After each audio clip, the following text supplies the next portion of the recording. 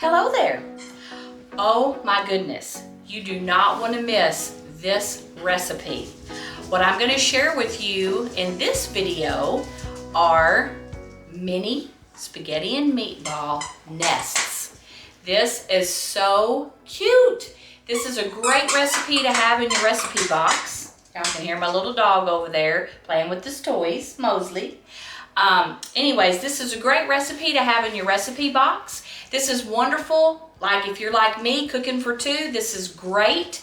Or if you happen to have kids or grandkids that stop by or eat with you on occasion, this is perfect because kids would love this. I guess that's why I like it, because I'm kind of a kid at heart anyways.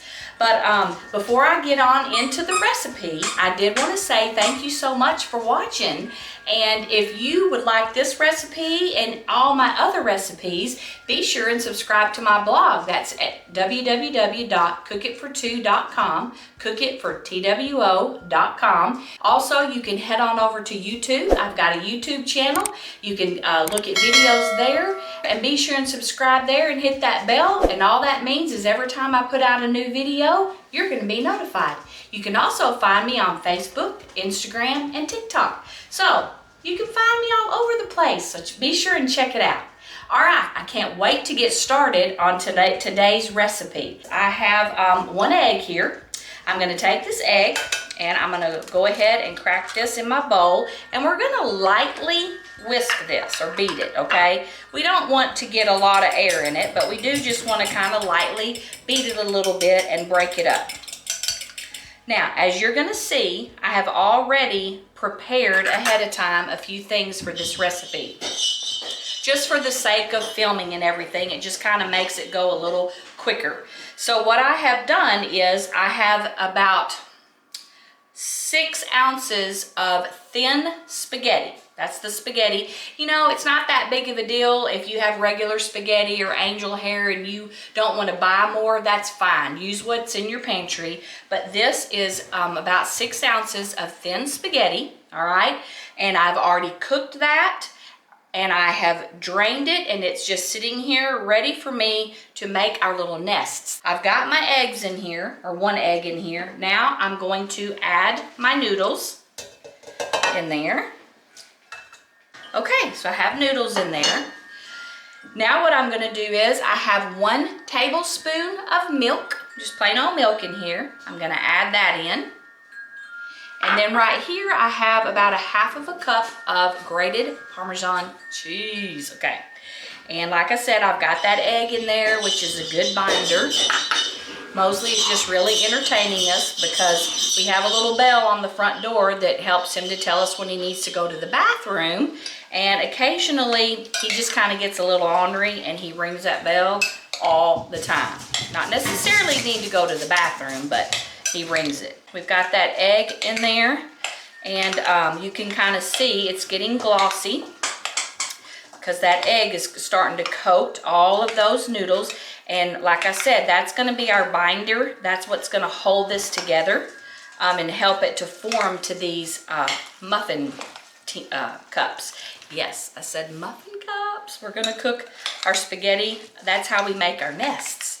We're going to put our spaghetti into our muffin tin. So our noodles are good and coated with our cheese and our egg. And now what we're going to do is I've taken my muffin tin, and I've already sprayed it with some cooking spray because I don't want these noodles to stick. As we're just going to take and we're going to put, you know, just about a tablespoon. You just kind of have to play around with it, of noodles into each tin, okay?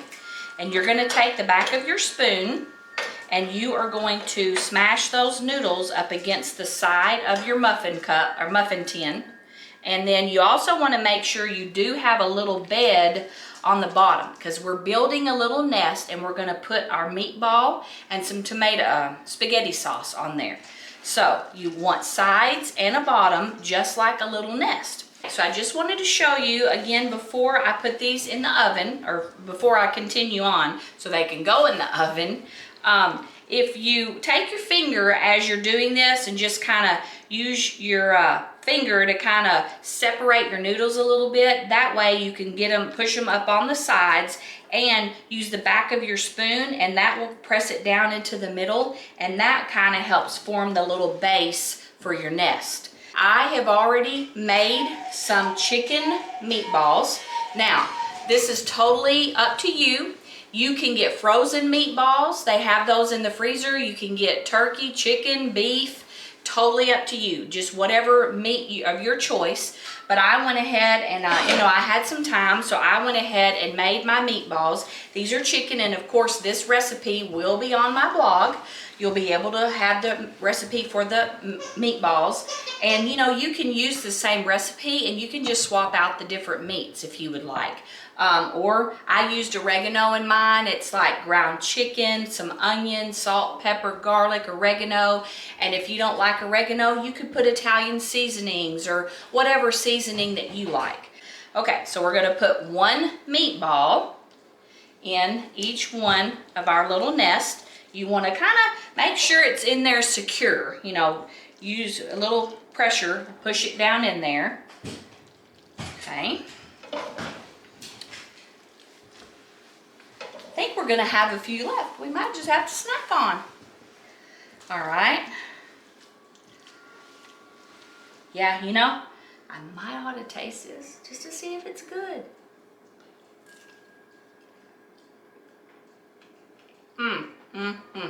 These are wonderful. Just put these in your fridge, have them for a snack or a quick lunch. Oh my gosh, delicious. Okay, so now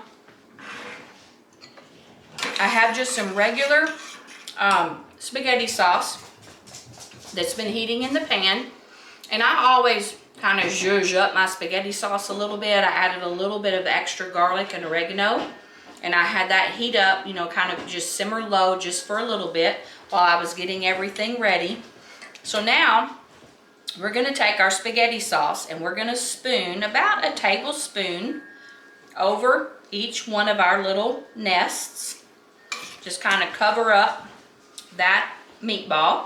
And it's just like I say all the time, just because I'm a little bit older, we're cooking for two here, it doesn't mean that you can't have fun and you can't still do cute stuff like this. It's just fun. It's, it makes you laugh. It gives you something to talk about. It's just cute. So don't stop doing the cute stuff. Keep doing the cute stuff. That's what keeps life fun. I've had my oven preheating on 350. So my oven is good and preheated. So I'm gonna take this, I'm gonna put it in the oven, and I'm gonna let these cook for about, I would say 15 minutes. And then I'm gonna pull them back out and we'll sprinkle some cheese on the top. Well, my timer just went off, so let's take this out. It's been in here for about 15 minutes. Woohoo, it's looking good.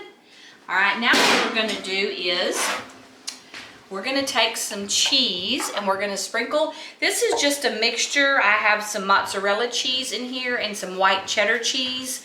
You can pretty much use whatever cheese you like, but I like to add that mozzarella in there because it melts really good. So we're gonna take and add carefully, because this is hot, but we wanna add a little bit of cheese on top of each one of our muffin cups. Now, if you're cooking for two, then more than likely, you're probably gonna have, I would say, 2 to 3 of these as a serving. So you're gonna have some left. Woohoo! I love having leftovers.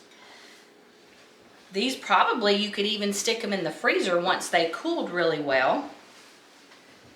If you didn't wanna, a lot of people don't really like to have leftovers like the next day or whatever.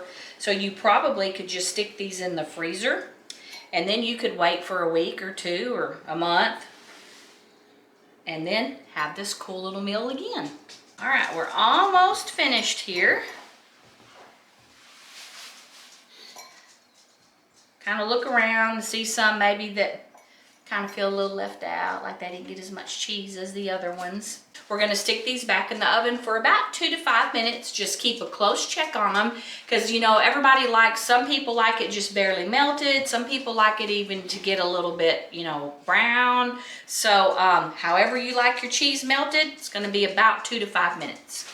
What I made for Kyle and I to go along with our little mini spaghetti meatball nests is a kind of like an Olive Garden salad. I usually make this up in like a big bowl, and then I put my dressing on it and just kind of let it sit there.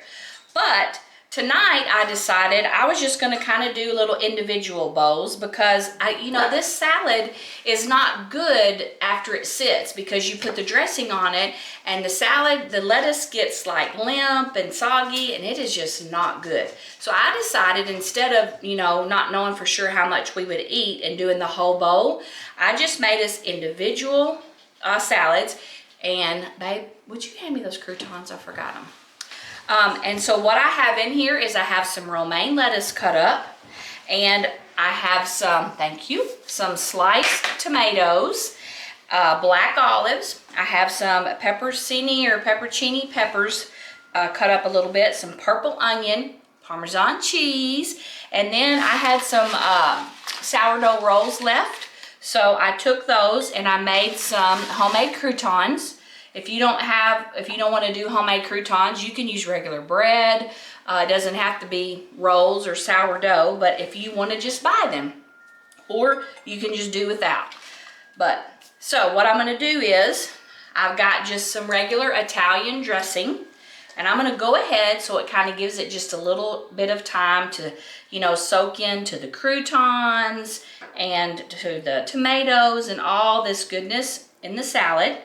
And let this sit a minute while this finishes up, and it will be all ready for us to eat when our little nests are done. All right, I'm gonna check these and see if they're ready. Oh yes, they are nice and melted and beautiful. Whew, I wish you could smell in here.